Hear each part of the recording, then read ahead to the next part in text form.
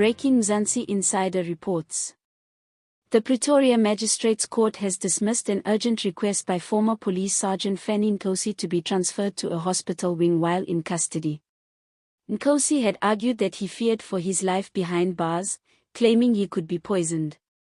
He also raised concerns about ongoing health complications, which he believed required specialized medical attention outside the standard detention environment. However, the court found no sufficient grounds to justify the transfer, effectively ruling that his current detention conditions remain appropriate.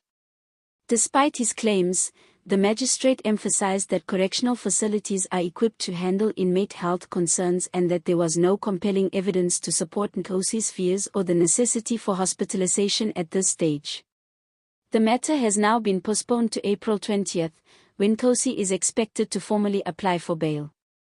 Until then, he will remain in custody as investigations and legal proceedings continue to unfold. The failed bid to secure a transfer to a medical facility has added to the mounting challenges facing Fannie Nkosi, as his legal team now shifts full focus to the upcoming bail application. With the Pretoria Magistrates Court standing firm on its decision, Nkosi's claims of being in danger while in custody may still form part of his broader argument for bail. His defense is expected to emphasize both his alleged health concerns and fears for personal safety as key reasons why he should be released pending trial. However, prosecutors are likely to push back strongly, potentially arguing that Nkosi poses a risk or that the seriousness of the allegations against him warrants continued detention. The state may also question the credibility of his poisoning claims, especially after the court dismissed his request for hospitalization.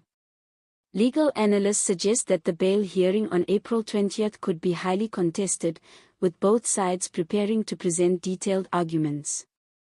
The outcome will depend on whether the court is convinced that Nkosi meets the conditions for release, including whether he poses any flight risk or threat to the investigation. As the bail hearing date approaches, the spotlight intensifies on Fannie Nkosi, whose case is rapidly becoming one of the most closely watched proceedings at the Pretoria Magistrates Court.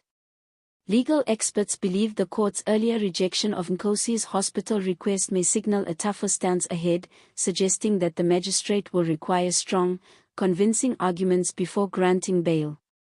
This places added pressure on his defense team to present clear evidence that he is neither a flight risk nor a danger to the public or the investigation. On the other hand, the state is expected to double down, possibly highlighting the seriousness of the charges and the circumstances surrounding his arrest to justify continued detention. Prosecutors may argue that releasing Nkosi could interfere with ongoing investigations or undermine the justice process. Beyond the courtroom, the case is stirring wider debate about accountability within law enforcement, as a former officer now faces the full weight of the legal system he once served.